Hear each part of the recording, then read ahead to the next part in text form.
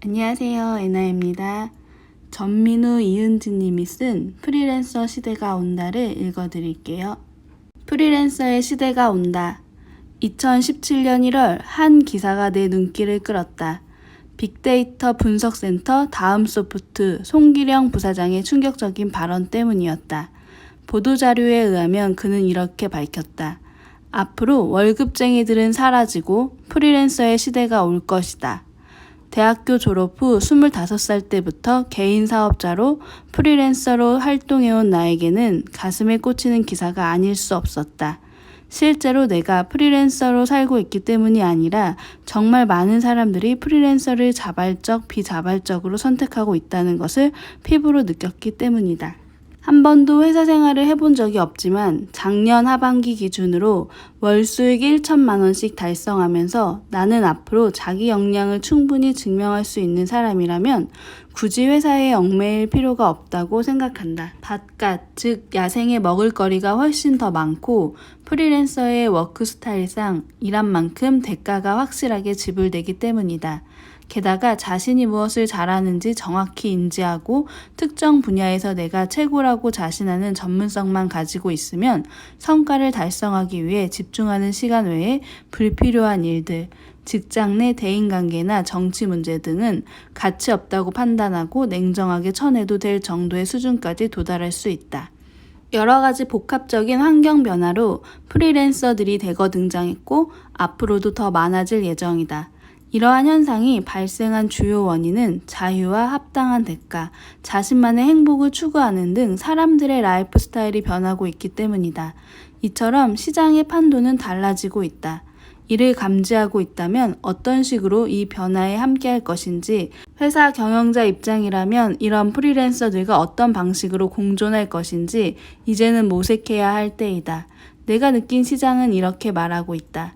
이제는 프리랜서들이 선택받는 시대가 아니다. 프리랜서가 프로젝트를 선택하는 시대이다. 프리랜서, 그들의 시대가 열리는 이유는 현재 회사를 다니고 있거나 취업을 준비하는 친구들이라면 IMF라는 단어를 들어봤을 것이다. 많은 사람들이 고통을 당했고 특히 우리 부모 세대는 준비되지 않은 맨몸으로 구조조정이라는 쓰나미를 맞아야 했다. 아무런 준비도 하지 못한 채 갑자기 회사에서 나와야만 했던 많은 아버지들은 가게를 운영하거나 평생 한 번도 해본 적 없던 육체노동 관련 일을 하며 우리 세대를 먹여 살렸고 누군가는 그 일을 시작으로 자영업자 또는 프리랜서로 살기 시작했다. 이처럼 1세대 프리랜서의 대거 등장은 IMF 시절이 그 시작이라고 볼 수 있다. 지금도 취업난이라는 힘든 현실이 프리랜서의 등장에 한몫하고 있지만 그때와는 또 다른 여러 환경적 변화들이 수많은 프리랜서들을 양산해내고 있다. 기술의 진보는 업의 형태도 바꾼다. 우리 부모님 세대까지만 해도 가족 내에서 무사히 공부를 마칠 수 있었던 한두 명 정도의 대졸자들이 지식 노동자로 회사에 들어가는 경우가 대부분이었다. 농경사회가 막을 내리기도 했고 급격한 기술의 진보로 엄청난 변화의 바람이 불어온 시기였다. 당시 지식 노동자들은 자신이 속한 회사와 기업의 성장을 위해 엄청난 시간과 지식을 바쳐 충성했고 그런 부모 세대 밑에서 자란 우리 역시 당연히 지식 노동자로서 살 것을 강요받았다. 초등학교 때부터 학원을 다니며 중고등학교 때는 입시를 준비했고 수능을 무사히 치른 우리는 짧게는 2, 3년, 길게는 8년이 넘도록 대학을 다니며 지식을 활용해 문제를 푸는 공부를 해왔다. 노동보다는 지식을 향유했고 오랜 시간을 공부하면서 많은 지식들을 쌓아왔다. 자식이 육체 노동으로 힘겹게 삶을 영위하지 않도록 하기 위해서 또는 찢어지게 가난한 삶에서 벗어나기 위해 부모 세대가 우리에게 공부형 인재를 강요한 것도 있지만 이러한 배경에는 더 이상 육체 노동자를 필요로 하지 않는 한국 사회의 탄생이 있다고 생각한다. 대우받는 직업들은 대체로 지식 노동자들이 활동하는 영역이며 이는 결국 기술의 진보와 그 궤를 같이 한다. 이미 우리나라에서는 수많은 외국인 노동자들이 내국인을 대체하고 있으며 시간이 더 지나면 기술, 즉 로봇이 대체하게 될 것이다. 인공지능 기술도 날로 발달하여 인간의 모든 영역을 위협하고 있지만 아직까지는 미래의 일이다.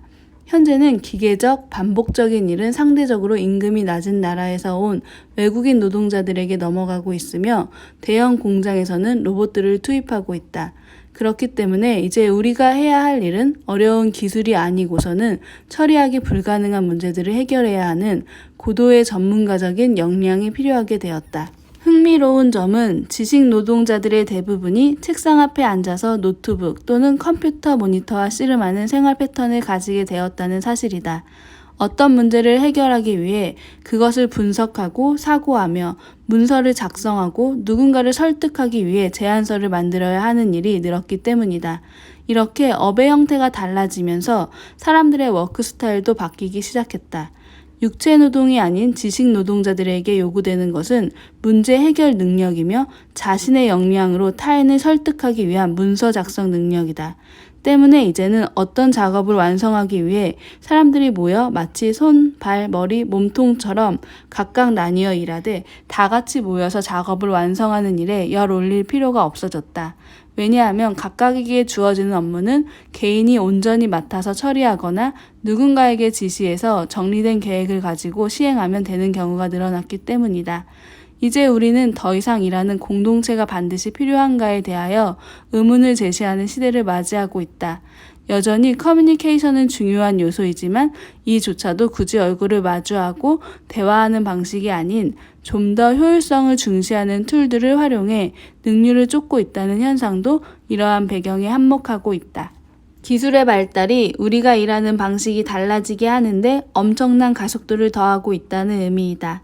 지식 노동자 중에서도 최고의 대우를 받고 있는 프로그래머, 인공지능 연구자들 등은 물론 협업도 중요하지만 결국은 완성된 결과물을 만들기 위해 각자 맡은 바 임무를 잘 해내는 것이 무엇보다 중요해졌다. 자신이 맡은 일을 충실히 해내기 위해 자신이 씨름하고 있는 문제를 잘 해결하기 위해 자신의 상태를 최상으로 조절할 필요성이 크게 대두되었다.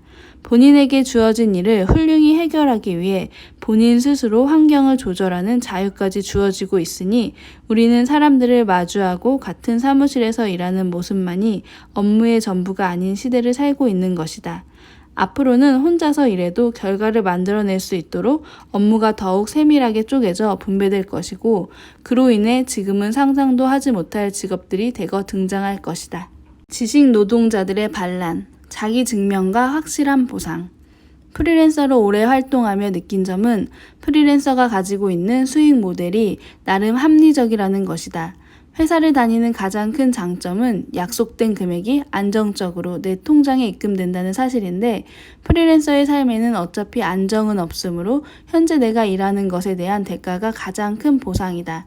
대부분의 프리랜서들이 임무와 말하는 것처럼 얽매이고 싶지 않은 회사 문화를 피할 수 있다는 것도 프리랜서의 장점이지만 내가 일한 만큼, 시간을 투자한 만큼, 성과를 낸 만큼 보상받는 구조이기 때문에 합리적이라고 생각한다. 특히 회사 내에서나 밖에서나 눈에 띄게 성과를 내는 사람들은 자신의 실력과 역량을 매우 잘 파악하고 있기에 굳이 회사에 집착하지 않는다. 회사가 전쟁터라면 밖은 지옥이다 라는 드라마 미생의 독백처럼 프리랜서의 삶은 험난하다. 그야말로 야생에서 홀로 치러야 하는 생존 싸움이다. 그러나 자신이 일한 만큼의 적절한 보상이 주어지지 않았을 때 과감하게 회사를 나올 용기 정도는 탑재했다고 볼 수 있을 것이다. 프리랜서가 늘어난 이유로는 이전보다 가족사회가 축소화되었다는 점도 꼽을 수 있다. 회사에서의 안정을 추구하는 사람들은 대부분 먹여 살려야 하는 가족이 있어 가장의 역할을 책임감 있게 수행해야 하는 경우가 많다. 무엇보다도 안정을 원하는 그들은 야생에서의 힘들게 생존을 위해 싸우고 싶어 하진 않는다. 이는 그저 워크 스타일과 가치관의 차이이기는 하나 가족을 부양해야 하는 등 회사를 그만둘 수 없는 이유를 안고 있는 가장은 당장 하고 싶은 일이 있어도 과감히 뛰어들기 어려운 것이 현실이다. 반면 아무 것에도 얽매이지 않은 사람들은 불합리한 점을 감수하며 조직에 남아있는 것을 아쉬워할 이유가 없다. 가족을 비롯하여 누군가를 책임질 필요가 없다면 지금 하고 싶은 일, 더 잘할 수 있는 일, 위험해 보이지만 꼭 시도하고 싶은 일들을 훨씬 더 자유롭게 선택할 수 있는 자유를 갖고 있다. 1인 가구이면서 프리랜서로 활동하는 수많은 친구들을 보면 선택지를 앞에 두고 진취적으로 결정하는 경향이 있다. 자신의 역량을 쏟아부어서 가치 있는 일에 투자하고 싶은 욕구를 가로막는 장애 요인이 없기 때문이다. 실력 있는 프리랜서들은 자신의 몸값에 걸맞은 합리적인 보상이 필요하다고 느끼고 그렇지 않다고 생각되는 경우 과감하게 회사를 떠나는 등 대범한 결정을 내리는 경우가 많다. 이는 그들이 뻔뻔해서가 아니라 자신이 일한 만큼의 보상에 대해서 합당한 기준을 가지고 있을 뿐이다. 그러나 이와는 달리 성과를 내지 못하면서 무리한 비용만 요구하는 등 프리랜서라는 업종에 먹칠하는 케이스도 없지는 않다. 프리랜서로 일할 때 무엇보다 중요한 것은 자신의 성과와 그에 상응하는 합리적인 대가이다. 3포 세대가 아닌 자기다움을 사는 세대. 집도 결혼도 직업도 포기한 젊은이들. 우리는 그들을 3포 세대라고 부른다. 유례없는 취업난에 부동산 가격은 나날이 오르고 결혼하기에는 현실이 만만치 않은 환경적 요인 때문에 응당치해야 할 것들을 포기한 세대 같지만 실상을 살펴보면 그런 이유 때문만은 아니다. 오히려 젊은 세대가 삶을 대하는 방식은 그들의 시대상과 맞아떨어져 매우 현명한 방향으로 흘러가고 있다. 예전과는 달리 노력만으로 명성과 부를 쌓기가 어려운 시대라는 것을 알고 있으며 물질적인 것에만 만족하지도 또 그것만을 중시하는 삶을 살기도 원치 않는다. 왜냐하면 그들은 위 세대보다 훨씬 더 다양한 여러 종류의 콘텐츠를 접하며 살고 있기 때문이다. 내가 어렸을 때만 해도 문제를 풀기 위해서는 주변인들에게 면대면으로 조언을 구했지만 젊은 세대는 플랫폼을 통해 누군가 제작한 콘텐츠를 보며 궁금증을 해소한다. 그들에게 스타는 TV나 영화 속에서 흔히 볼 수 있는 연예인이 아니라 유튜브에서 유명한 BJ 대도서관이나 벤츠이다. 자신이 좋아하는 게임을 하고 좋아하는 음식을 마음껏 먹으면서 돈도 많이 버는 그들의 모습을 보며 좀 더 나답게 사는 방법을 꿈꾼다. 물론 유튜버든 크리에이터든 엄청나게 큰 수익을 거두는 사람은 소수의 상위 랭커에 불과하지만 말이다. 성공과 보상 피라미드를 놓고 봤을 때 아무리 열심히 공부해서 명문대학에 들어가고 스펙을 쌓아도 고만고만한 월급을 받아서 그냥 저냥한 삶을 산다는 것은 그들이 추구하는 라이프 스타일이 아니다. 그러나 자칫 평범해 보이는 그 기회조차 요즘의 젊은 세대에게는 제대로 주어지지 않는다는 것이 냉혹한 현실이다. 그래서 현명한 젊은 세대는 자신이 잘하는 것, 잘하고 싶은 것에 집중해 성과를 만들고 그 성과를 통해 보상받는 것을 꿈꾼다. 프리랜서는 특정 부분의 일을 대신 처리해 주면서 발생하는 수익이 주 수입원이지만 그들 중에서도 크리에이터 등 자신의 콘텐츠로 수익을 올리는 개인들은 더욱 치열하게 콘텐츠와 커뮤니케이션을 고민하면서 대중의 사랑을 받으며 자기만의 인생을 완성해 가고 있다.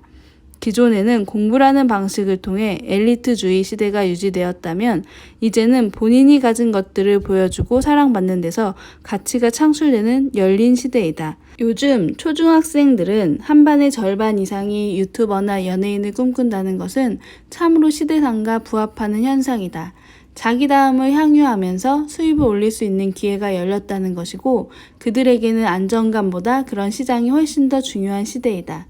얼마 전 콘텐츠 제작 분야의 크리에이터들 모임에서 이런 이야기가 나왔다. 어린 친구들은 자신이 가진 재능을 콘텐츠화하고 이를 통해 수입이 창출된다는 것을 잘 알고 있는 세대인데 능력 있고 실력 있는 친구들이 회사 입사가 목적이 아닌 자기다움을 갖추고 잘 먹고 잘 살기를 꿈꾼다면 수많은 기업들이 인재를 잃게 되리라는 이야기였다. 누구도 이 말에 반박할 수 없었다. 이제 인재들이 회사가 아닌 자신을 위해 일하는 시대가 올 것이며 그 시대는 더욱 빠르게 열릴 것이다. 더불어서 안정감을 제공하며 인재를 얻으려는 기업들 또한 계속 존재할 것이다. 분명한 것은 우리나라도 국민의 6분의 1이 프리랜서인 시대를 살고 있는 일본처럼 자신의 일을 조직 바깥에서 만들고 해결하려는 개인들이 계속 늘어날 것이다. 여러 가지 복합적인 이유로 프리랜서의 시대가 온다. 앞으로 프리랜서로 살아남기 위해 이런 시장 변화를 굳이 분석하고 이유를 따져볼 필요는 없다. 그러한 행위는 프리랜서의 대거 등장이라는 이 현상을 바라보는 부분적인 시각에 불과하기 때문이다. 그렇다면 앞으로 프리랜서로 생존하기 위해 프리랜서로 더 잘 먹고 잘 살기 위해 우리가 집중해야 할 것은 무엇인가? 사실 현상에 대한 이해나 먹고사니즘에 대한 고민보다 훨씬 더 중요한 것은 본인이 프리랜서라는 삶을 살아가기에 적합한 사람인지 점검해보는 일이다. 안타깝게도 자신이 택한 전공이 미래의 나의 직업과 어떻게 연결되는지 명확하게 모른 채 맞지 않은 전공을 택한 사람이 적지 않다. 다음소프트 송길령 부사장의 말처럼 무임승차자는 없어질 것이기 때문에 내가 걷고자 하는 길이 나라는 사람과 잘 맞는지 알아보는 것은 매우 중요하다. 나는 프리랜서의 길이 이름처럼 프리는 자유롭다고 말하고 싶지 않다. 우리는 야생에서 생존을 위해 사투를 벌이고 있고 살아남기 위해 절박하게 자신을 증명하며 힘겹게 한 계단 한 계단 오르고 있다. 자유에는 항상 책임이 따른다. 이상하게도 사회는 자유와 책임의 중요성을 강조하지만 얼마나 큰 자유와 얼마나 힘겨운 책임이 공존하는지 말해주지는 않는다. 그래서 이 책에서만큼은 내가 몸소 겪은 프리랜서 시장의 뜨거운 진실을 밝혀보려고 한다.